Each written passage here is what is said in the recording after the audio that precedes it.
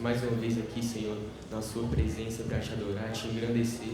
Está aqui o seu servo, Senhor, que preparou essa palavra para nós, Senhor. Peço que lhe dê discernimento, Senhor, que não saiam as palavras deles, mas que saiam as suas palavras, Senhor. Toma a frente dessa pregação, Senhor, assim que eu te peço e te agradeço, em nome de Jesus. Amém.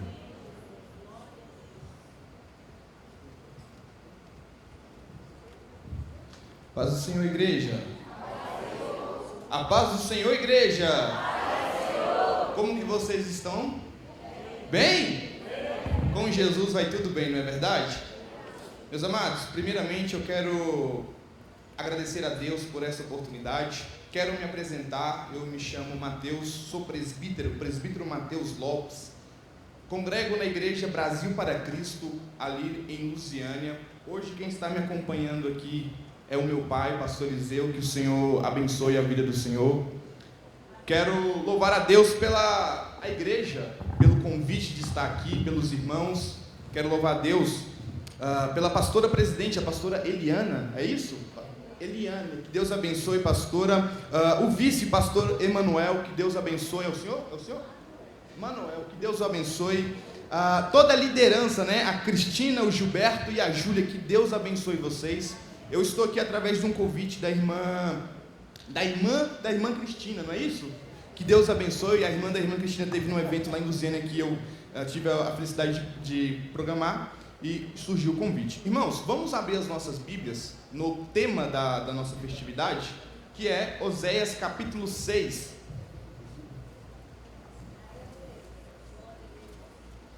Deus tem uma palavra reservada para cada um de nós nesta noite.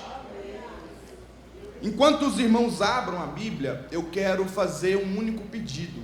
Eu, Mateus, eu tenho um transtorno de TDAH muito alto. E eu quero fazer um pedido, e é de coração mesmo. Depois que nós lermos a palavra, eu vou fazer uma oração. Se você sentir, está com muita vontade de beber água no banheiro, vai bem rapidinho. Por quê? Se enquanto eu estiver pregando, você levantar e começar a andar, eu vou me perder. Se você começar a conversar, eu vou começar a prestar atenção na tua conversa e vou esquecer de pregar. Então, é um pedido de coração, para que nós possamos, de fato, entender o que o Senhor quer nos falar nessa noite. Posso contar com os irmãos? Amém? Amém. Amém. A versão que eu estou usando é a NVI. A minha versão diz assim, olha, Oséias capítulo 6, nós vamos ler a partir do verso 1. Diz assim, ó: venham, voltemos para o Senhor, Ele nos despedaçou, mas nos trará cura. Ele nos feriu, mas enfaixará as nossas feridas. Depois de 2 dias, Ele nos dará vida novamente. Ao 3º dia, Ele nos restaurará, para que vivamos na sua presença. No verso 3 diz assim, ó: conhecemos ao Senhor e nos esforcemos por conhecê-lo. Tão cedo como o sol, Ele aparecerá. Os irmãos podem se assentar. Vou fazer uma breve oração. Aqueles irmãos que precisam muito beber uma água, ir no banheiro, pode ir. Pai, nós estamos aqui, meu Pai, mais uma vez, em Teu nome. Nós estamos reunidos, meu Pai, na Tua igreja, para clamar a Ti, para louvar a Ti, falar sobre o Teu Evangelho, sobre a Tua palavra.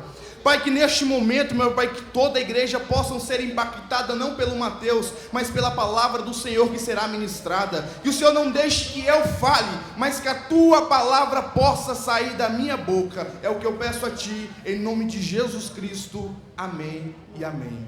Meus irmãos, eu achei muito, mas muito interessante o tema proposto pela liderança. Eu quero parabenizar vocês pelo tema, porque de fato é algo que a igreja, algo que nós necessitamos e algo que nós precisamos. Nós necessitamos conhecer a Deus. Isso não é uma condição de tempo, não, é o tempo inteiro. Nós necessitamos conhecer a Deus, e prosseguir em conhecimento vai trazer a gente de fato o que é o sentido da vida cristã. Muito se fala aí fora, qual que é o sentido da vida? Quem não conhece a Cristo, quem não conhece as Escrituras, quem não conhece a Jesus, se fala muito aí fora: eu não sei qual que é o sentido da vida, eu não sei para que eu existo, eu não sei por que eu estou aqui, eu não sei por que eu estou vivendo isso.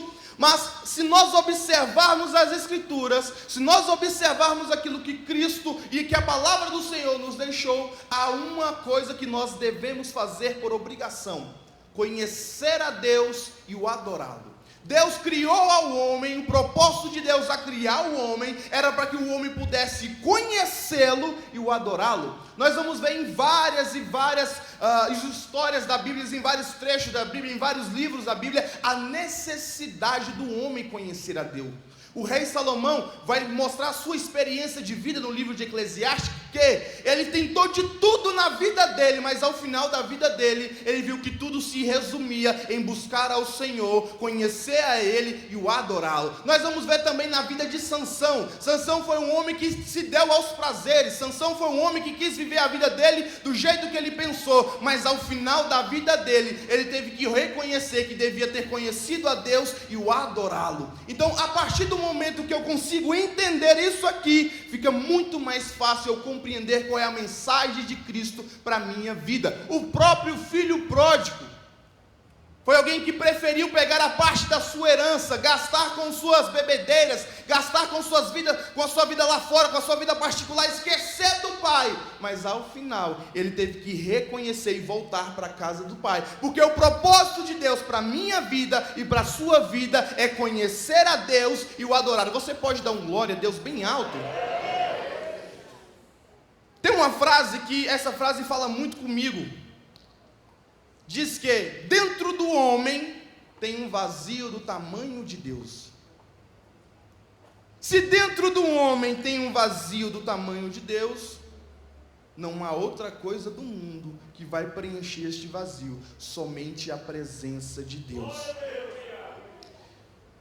E observando a Bíblia, observando as Escrituras e naquilo que Cristo quer falar comigo, nós vamos ver que Cristo, Ele quer que nós o conheçamos. Esse é o propósito de Cristo para a minha vida e para a sua vida. E a palavra conhecer, ela vem do hebraico yada. E a palavra conhecer tem como sua raiz intimidade e relacionamento. Tem muita gente que é conhecido de Deus, mas não conhece a Deus. Sabe aquela pessoa que fala, conhece? Não, é conhecido, não, de vista, conheço. Não de vista. Tem muita gente que encara um relacionamento com Deus de vista. Tem muita gente que encara um relacionamento com Deus, não é, eu sei quem é aquele cara que lá do céu, né, que é barbudo, forte, que pode fazer todas as coisas, não tem intimidade nenhuma no relacionamento. E para haver intimidade no relacionamento, a iada vai para o ginosco, que no grego quer dizer intimidade com Deus, relacionada ou gerada através do relacionamento. Preste bem atenção. O maior exemplo de ginosco, ou de intimidade, ou de conhecimento que gera intimidade, é um casamento. Hoje eu tenho uma intimidade com minha esposa que eu não tinha antes de casar. Hoje eu tenho uma intimidade com o meu pai que eu não tinha anos atrás, porque o meu relacionamento com ele evoluiu e eu tive intimidade com Deus. Mas para toda intimidade há regras, para toda intimidade há limites. Eu não posso chegar na casa do meu pai, porque ele é meu pai, e falar, pai, hoje o senhor vai dormir na sala e eu vou dormir na sua cama lá dentro. Não, há regras, há limites para a minha intimidade com ele.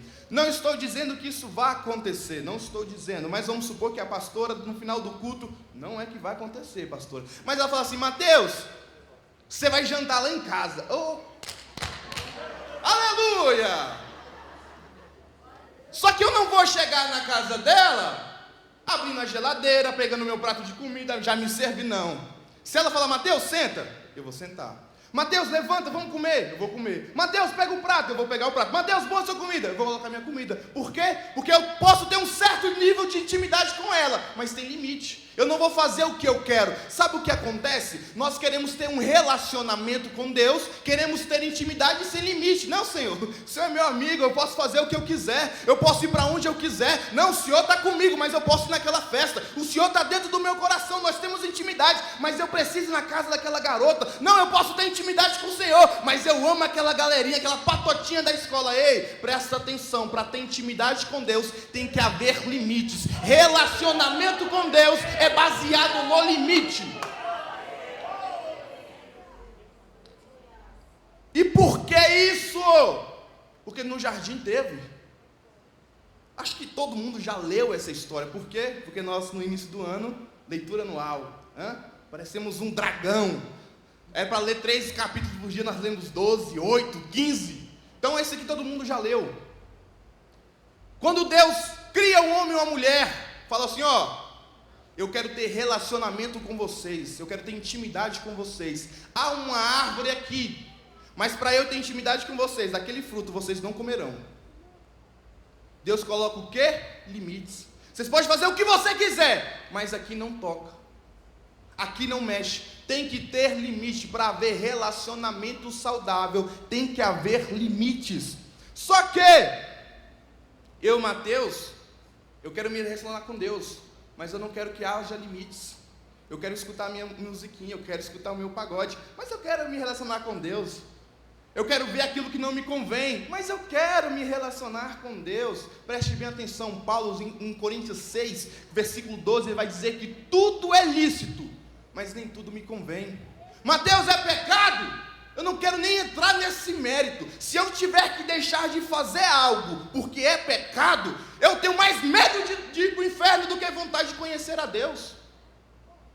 Você não entendeu errado não. Se eu deixar de fazer algo só porque é pecado, eu amo mais a mim do que eu amo a Cristo. O primeiro mandamento é: amarás o Senhor teu Deus sobre todas as coisas.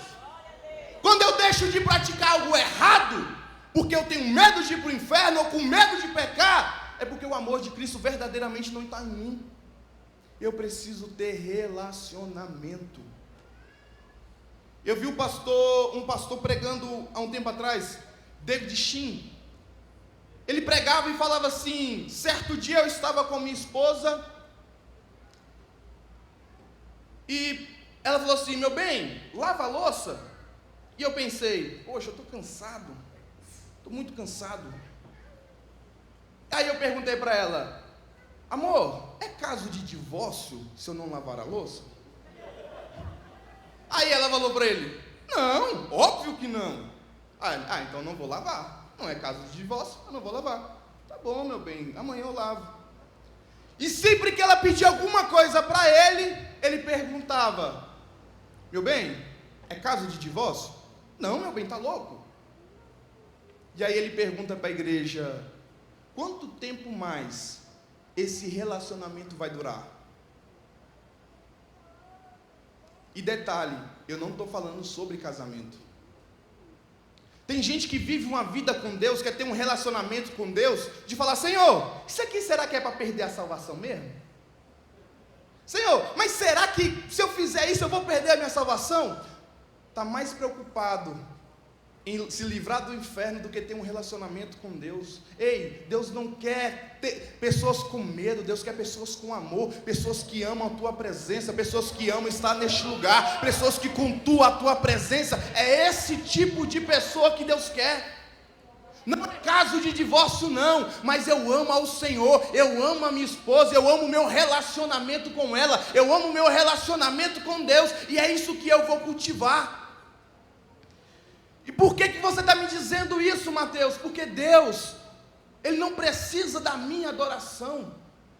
Deus sem a minha adoração, Ele continua sendo Deus. Deus sem o meu louvor, Ele vai continuar sendo Deus. Sabe por quê? Porque em Daniel 7,10 vai nos dizer que existe dezenas de milhares de anjos que estão lá no céu cantando a Ele. Mateus, eles estão cantando o quê? Em Isaías 6,3 está dizendo que eles cantam santo, santo, santo, e toda a terra está cheia da sua glória.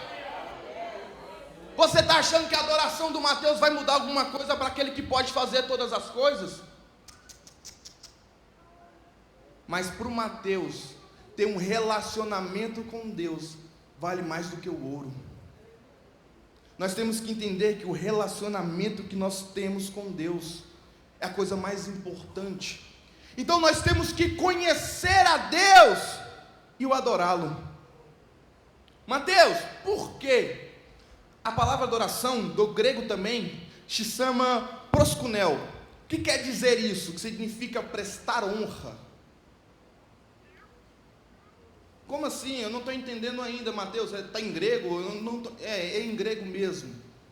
Prestar honra a Deus quer dizer honrá-lo a Ele em tudo que eu faço. O relacionamento com Deus, ela é uma submissão, ela é uma devoção na adoração. Eu adoro a Deus não com a minha boca, eu não adoro a Deus não com as palmas, eu não adoro a Deus não com os meus pés, eu adoro Deus com a minha alma. A minha alma que deve adorar a Deus, as minhas atitudes, o Mateus, quem é o Mateus que deve adorar a Deus? Eu lembro de uma história de um rapaz que ele evangelizava sempre, um rapaz na rua da casa dele. Ele chegava nele e dizia assim: olha, vamos para a igreja hoje? E o rapaz dizia assim: eu estou lendo um livro, quando eu terminar eu vou com você. Isso foi todas as vezes, foram semanas, meses, anos fazendo isso. Quando foi um dia, e ele fazendo aquilo toda semana, ele chegou nele e falou assim: rapaz, vamos para a igreja hoje? E o moço respondeu: hoje eu vou. E aquele rapaz se encheu de alegria: sério, você vai para a igreja hoje? Vou. Mas deixa eu te perguntar, qual era o livro que você estava lendo? Era a Bíblia? Ele falou assim: não, eu estava lendo a sua vida. Eu não vou para uma igreja para me tornar alguém pior do que eu sou.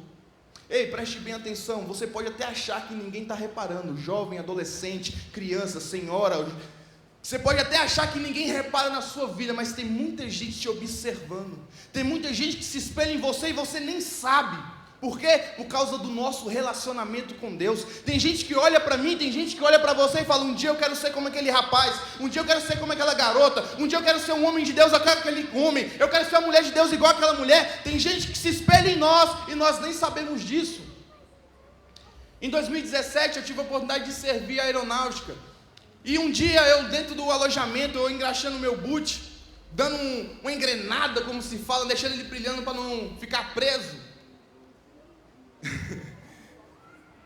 Um rapaz chegou em mim e falou assim: Emi Lopes, eu posso conversar com você? Cara, claro, senta aí, vamos conversar. Ele falou assim: cara, eu tô tendo um problema assim assado com um relacionamento com minha namorada e tal. E a gente conversou, eu aconselhei ele, a gente chorou junto, lemos uma palavra. E na hora dele ir embora, ele virou para mim e falou assim: Mateus, Emi Lopes, obrigado. Deixa eu te falar uma coisa, desde o primeiro dia que eu te vi aqui dentro, você é espelho para mim. Eu só pude conversar com você isso porque eu me espelho em você. Irmãos, a minha cabeça explodiu, porque eu nunca, tinha mais de 300 soldados na minha companhia, eu nunca pude imaginar que alguém olhava para mim e se espelhava em mim. Então, por mais que nós achamos, não, ninguém repara, não, ninguém vai ver, há sempre alguém que está vendo o teu relacionamento com Deus. Você sempre vai pregar para alguém de boca fechada ou de boca aberta. O seu relacionamento, a forma de você se portar, vai determinar se essa pessoa vai para a igreja ou não, se essa pessoa vai se converter ou não, se essa pessoa vai querer se parecer com você ou não. Ontem eu cheguei em casa de sorriso de orelha a orelha do trabalho. E a Ana Amélia falou assim: o que foi? Eu falei assim: amor, você não sabe o que aconteceu comigo hoje. Ah, o que é? Eu falei assim: amor, lá no meu trabalho, lá no meio de todo mundo, lá ninguém é crente, só tem eu de crente. Chegou um rapaz e começou a conversar com a gente. Ele virou para mim e falou assim: ei, você aqui, você é de igreja, né? Aí eu falei assim: eu? Por que ele? Você é diferente. Aí eu falei: mas em quê? Não, cara, até o jeito de você falar é diferente, o jeito de você conversar é diferente. Você é de igreja, eu tenho certeza. Eu falei assim: ô Jeová, hoje eu não vou nem dormir. Sabe por quê? Porque você pode falar: Mateus, você é um ótimo profissional. Mateus, você é um excelente motorista. Mateus, você é um excelente jogador de futebol. Você é um excelente... Pode ser o que for. Mas se você falar assim: Mateus, você é um homem de Deus, o meu coração vai se encher de alegria. Porque se tem algo que eu cultivo, que eu luto, é o meu relacionamento com Deus. Um filho, ele tem que se parecer com o seu pai. A minha esposa era para estar aqui cantando. Quando a irmã fez o convite, era para que eu e minha esposa estivesse aqui. Só que, no último dia 8, meu filho nasceu para a glória do Senhor. E aí, as pessoas vão visitar a gente e falam assim: nossa, mas esse menino é bonito demais, ele parece o pai dele. Eu fico todo, ele é bonito mesmo. Às vezes nem é, né? Mas as pessoas falam. Por quê? Porque o seu filho tem que se parecer com o seu pai. Isso traz para a gente um relacionamento. Agora, para quem não passou de Gênesis 3, desistiu no Gênesis 2, eu vou te dar um spoiler agora. Em Gênesis 3, a queda do homem. O homem faz o quê? Infringe a lei do Senhor, infringe a lei de não tocar, ou de não pegar aquela árvore, não comer daquele fruto. Ali quebra o relacionamento de Deus com o homem. A partir dali, as pessoas começaram a se dar ao pecado, ou a se achegar ao pecado. E ali há uma quebra de relacionamento com Deus. Aquilo que Deus tinha com Adão e Eva, o relacionamento de Deus foi quebrado. O pecado, ele afasta de Deus. O pecado me afasta da presença do Senhor. O pecado me lança para fora da presença do Senhor. E fato interessante é, como que nós somos tão diferentes uns dos outros.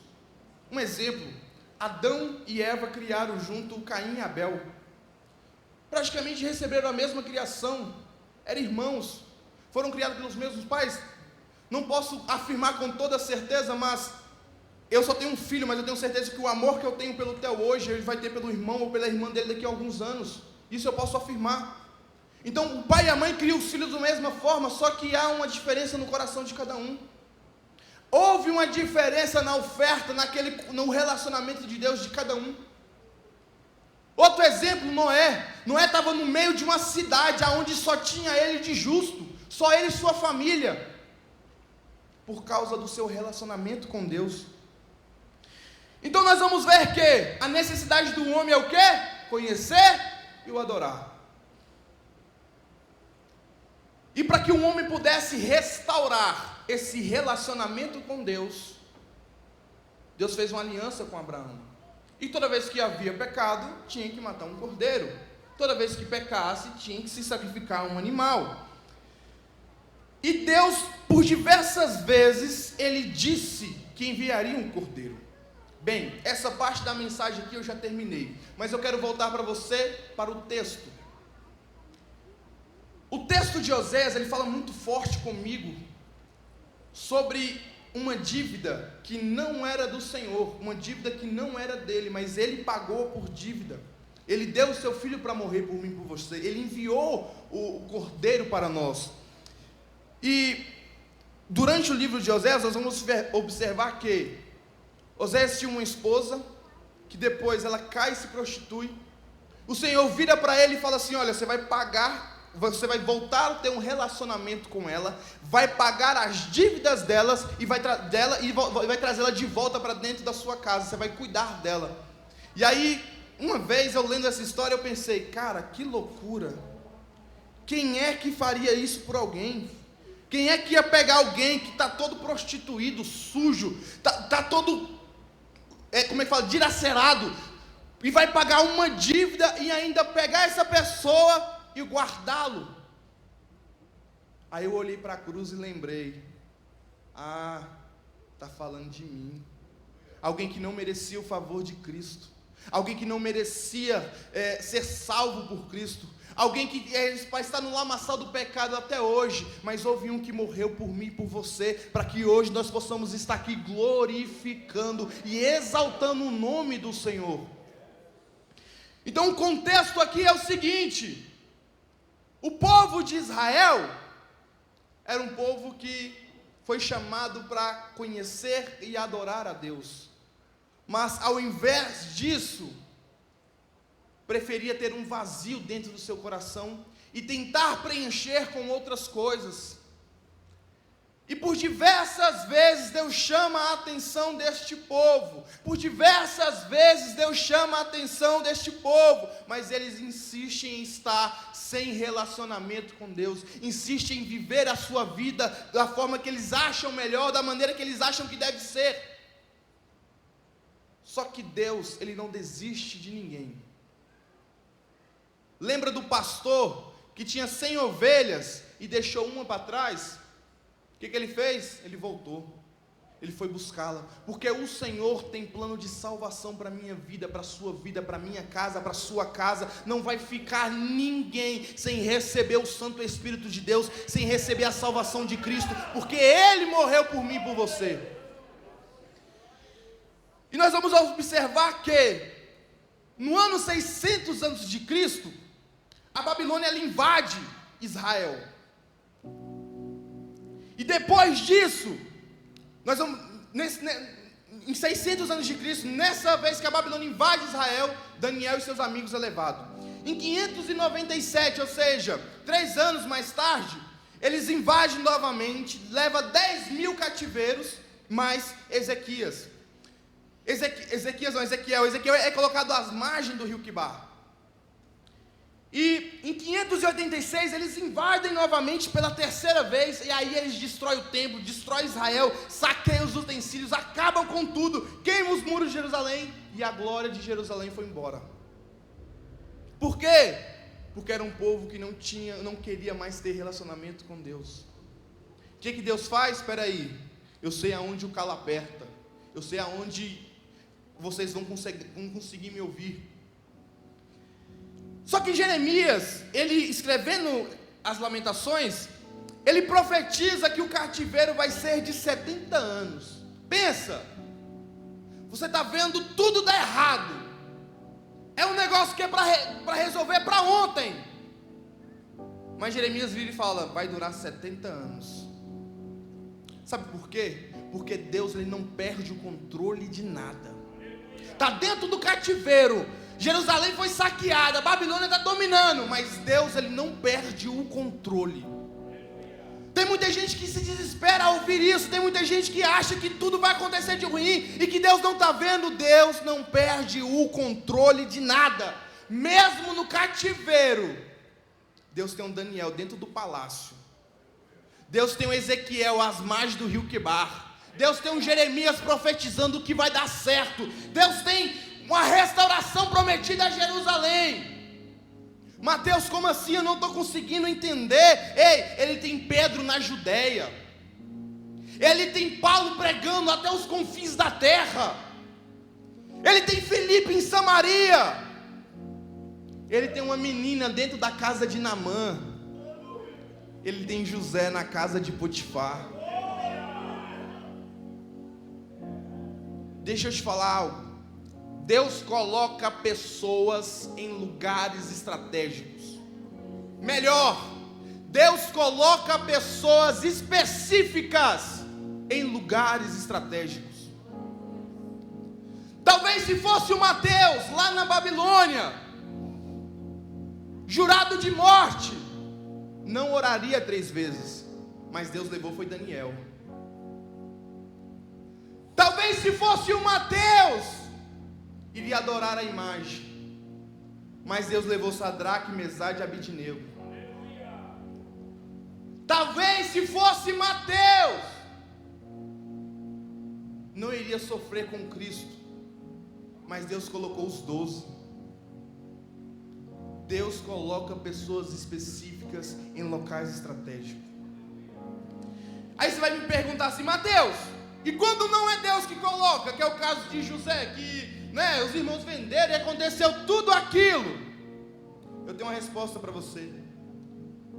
Em Gênesis 50 vai dizer que o Senhor era com José.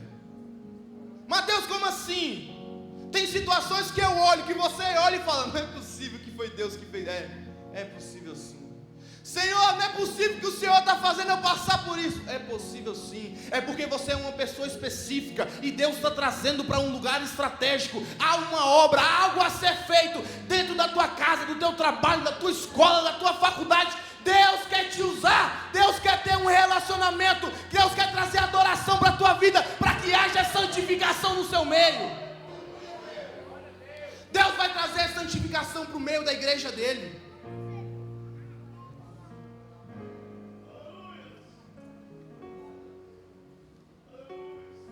Em Gênesis 22:8, Abraão vira para Isaac e fala, Deus vai providenciar um cordeiro. Em Êxodo, fala sobre a Páscoa, Êxodo 12, e vai nos mostrar que há um cordeiro, e que o sangue do cordeiro vai ser passado nos umbrais, e o mal não vai entrar na minha casa. Mateus, por quê? Porque em Isaías 9, no versículo 6, vai nos dizer que porque um menino nasceu, e um filho se nos deu, e o principado está sobre os seus ombros, e será chamado o seu nome, Maravilhoso, Conselheiro, Deus Forte, Pai da Eternidade e Príncipe da Paz. Nós vamos conhecer ao Senhor, e nós vamos prosseguir até que Ele venha. Isaías 53, isso aqui alegra a minha alma. No versículo de número 3, 4, 5 vai nos dizer que verdadeiramente Ele tomou sobre si todas as nossas enfermidades e nossas dores levou sobre si, e nos reputávamos por aflito, ferido de Deus e oprimido, mas Ele foi ferido por causa das nossas transgressões e por causa das nossas iniquidades, e o castigo que nos traz a paz estava sobre Ele, e pelas suas pisaduras nós fomos sarados. Há um Cordeiro de Deus que vai restaurar o relacionamento do homem. Há um Cordeiro de Deus que vai restaurar a ponte que foi quebrada. Em João, capítulo 1, versículo 29, na versão NVI que eu li aqui hoje, vai nos dizer que no dia seguinte, João viu Jesus aproximando e disse: vejam, o Cordeiro de Deus que tira o pecado do mundo. Você entende que Deus cria o homem para ter um relacionamento. Deus traz um homem para que de fato nós possamos conhecê-lo e o adorá-lo. Mas o homem sempre, desde a nossa natureza, preferiu fazer a minha vontade. Eu sempre quis comer do fruto daquela árvore. Eu sempre quis fazer tudo que era a minha natureza mandasse, não aquilo que Cristo me ordenou. Só que mesmo assim, Ele envia um cordeiro para mim, para você, para a nossa família, para a minha casa, para a sua casa, para que possa morrer, e assim os meus pecados e os seus pecados ser perdoados. Em João capítulo 17, vai falar sobre adoração. Os versos 22 e 24 diz assim, que eles sejam um, assim como nós somos um, eu neles e tu em mim, que eles sejam levados à plenitude, para que o mundo saiba que tu me enviastes e me amaste como igualmente me amaste. Pai, quero que os que me deste estejam comigo onde eu estou. A vontade de Jesus é ter um relacionamento, e aonde estiver Ele, nós estejamos também. Mateus, e como que a verdadeira adoração e o conhecimento, adorar a Deus e conhecer a Deus, ele pode ser profundo e ser um ato só, ser uma só iada. Preste bem atenção. Primeiro nós devemos conhecer para o adorar. E eu fiquei me perguntando, como assim conhecer e o adorar? E eu fiquei pensando comigo, cara, já pensou se eu desse a sorte de estar há 2000 anos atrás caminhando com Cristo? Ou nem isso, se eu tivesse a oportunidade de conversar com algumas pessoas que conheceu Ele pessoalmente? E eu fiquei pensando, já imaginou eu chegar naquela mulher lá em Samaria e perguntar para ela assim, ei, quem é Jesus? Eu preciso conhecer para adorá-lo. Quem é Jesus? E ela falar assim, para você eu não sei, mas para mim é aquele que tem a água da vida eterna.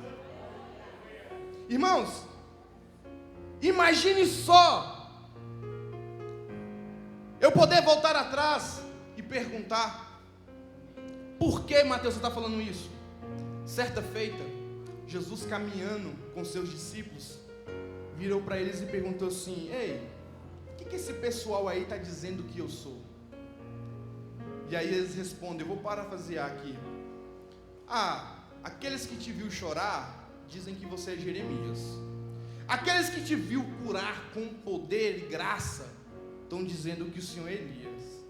Aqueles que te viu pregar com a mensagem mais incisiva, aqueles que estavam lá no Sermão do Monte, estão dizendo que o Senhor é João Batista.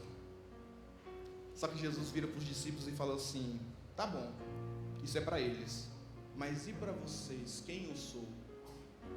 Vocês estão me conhecendo para vocês me adorar? E aí, pensando nisso, eu fiquei pensando, quem é Jesus para as pessoas? Graças ao meu bom Deus, o meu pai me criou na escola dominical. Mateus, você conhece um testemunho de Jeová? Nunca vi, porque testemunho de Jeová só sai no domingo de manhã, e domingo de manhã eu estava na igreja. Nunca nem vi testemunho de Jeová. E eu fiquei pensando, quem é Jesus para os testemunhos de Jeová? E fui pesquisar. Para os testemunhos de Jeová, Jesus não é Deus. Ele só é mais um profeta ou uma criatura que foi criada em algum tempo da eternidade. Ele não estava lá no princípio, como João fala. Para os mormons, Jesus era um polígamo casado com Marta e Maria. Para os adventistas, é o anjo ou o arcanjo Miguel. Para os kadecistas, ele nunca teve um corpo. Ele só é um espírito que é elevado no hinduísmo e é um cara muito acima da média. Para o budista, Jesus não é Deus. Ele é apenas um bom homem que deixou um bom legado e um bom exemplo a ser seguido. Para a maior religião do mundo, a religião que mais cresce, os muçulmanos, ele só é um profeta e não é maior do que Maomé. Só que eu não me contentei com isso. Eu fui procurar na Bíblia quem é. Para Isaías, ele é o Deus conselheiro, Deus forte, Pai da eternidade, e ele é o príncipe da paz. Mas se eu tivesse a oportunidade de perguntar para Jó, Jó ia falar para mim assim: Mateus, ele é o meu redentor que ainda vive. Se eu tivesse a oportunidade de perguntar para João Batista, ele ia dizer: Mateus, ele é o Cordeiro de Deus que tira o pecado do mundo. Se eu tivesse a oportunidade de perguntar para Pedro: Pedro, quem é Jesus? Ele ia dizer: Mateus, ele é o Cristo, o Filho do Deus vivo. Se eu tivesse a oportunidade de estar lá na ilha de Patmos, conversando com João, ele ia dizer para mim assim: Mateus, os seus cabelos são brancos como a neve, os seus olhos são como chama de fogo, os seus pés como latões reluzentes, as suas vestes são brancas e mais alvas do que as neves. Ele é puro, ele é santo, ele é o princípio, ele é o meio, ele é o fim, ele é o alfa, o ômega, ele é tudo.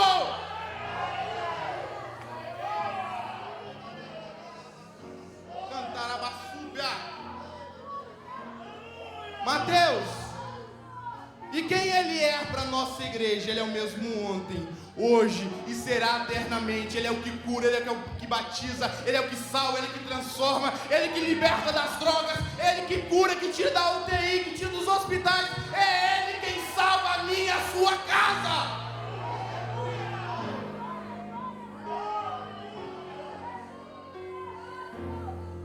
Ele é santo.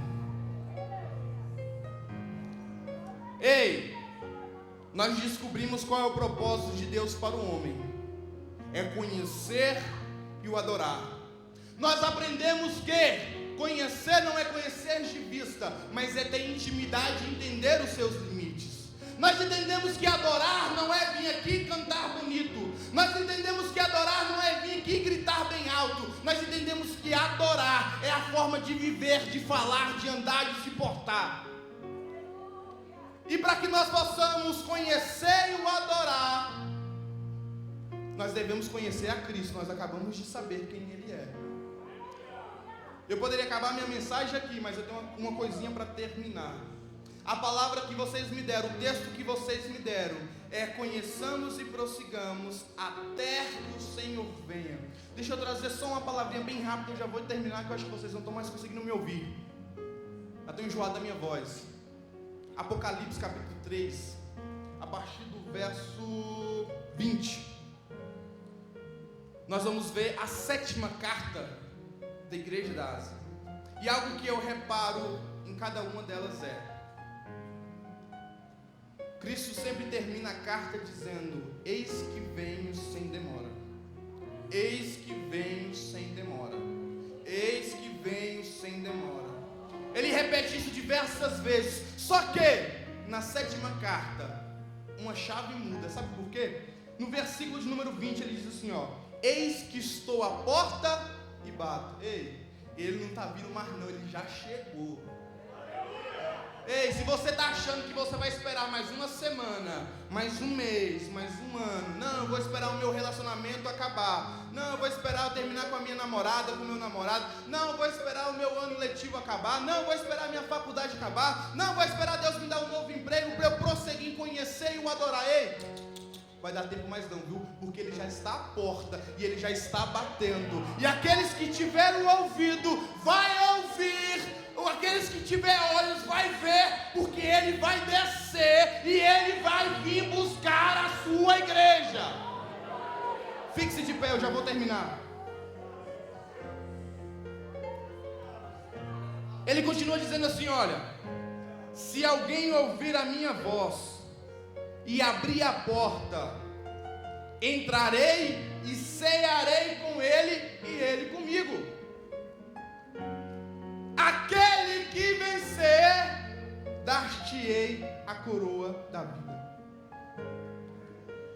E aqueles que vencer, darei o direito de se assentar comigo no meu trono, como eu também venci e me assentei com o Pai no trono. Quem tem ouvido, ouças o que o Espírito diz à igreja.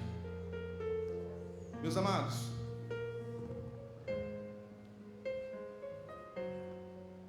nós somos comprados por um alto preço. Tem uma história, que essa história fala muito comigo. Um menininho, ele era louco por barcos. E ele vira para o pai dele e fala assim: pai, eu quero fazer um barco. E o pai constrói um barco junto com aquele garotinho. Um barco do jeito que ele imaginou, do jeito que ele queria, da forma que ele sempre sonhou.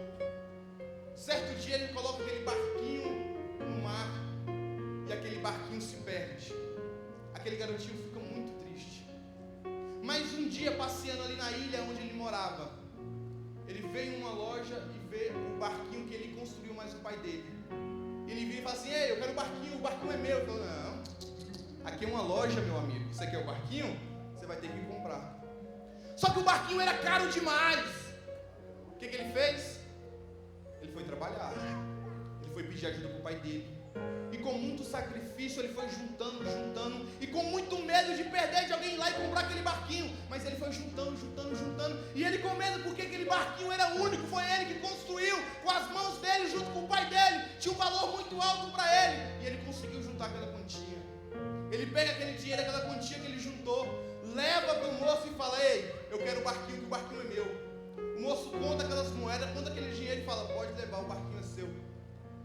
Quando o barquinho chega, aquele garotinho abraça aquele barco com muita força, começa a chorar e diz assim: ei, eu te amo duas vezes. Primeiro, porque eu te criei, eu te construí, e segundo, porque eu paguei um alto preço por você. Cristo, ele está vindo. Para que nós possamos conhecer e o adorá-lo, ele teve que pagar um preço muito alto. Só que há uma recompensa. 1 Pedro, versículo 2, no verso 9, há uma promessa para nós. Pedro diz assim, ó: mas vós são geração eleita, sacerdócio real, povo exclusivo de Deus, nação santa, para anunciar as grandezas daqueles que o chamou das trevas para as suas maravilhosas luzes. Pai, eu quero louvar a Ti. Eu quero louvar porque o Senhor é tremendo, porque o Senhor é fiel à Tua palavra. Pai, que o Senhor possa continuar a falar conosco através deste congresso. Que essas palavras que foram pregadas aqui, que não sejam palavras vazias, que não sejam palavras persuasivas, que não sejam palavras com técnicas, mas que seja a Tua santa palavra, que seja o Teu santo nome falando conosco, que seja a Tua voz falando com cada um de nós. Pai, eu louvo a Ti porque o Senhor nos resgatou, meu Pai, das trevas para a Sua maravilhosa luz. Pai, nos ensina a Te adorar, nos ensina a Te buscar, nos ensina, meu Pai, a falar mais do Teu amor, para que o Teu santo nome venha a ser glorificado, meu Pai, através de nossas vidas. Eu oro a Ti e clamo a Ti e agradeço o Teu santo nome, em nome de Jesus Cristo. Amém.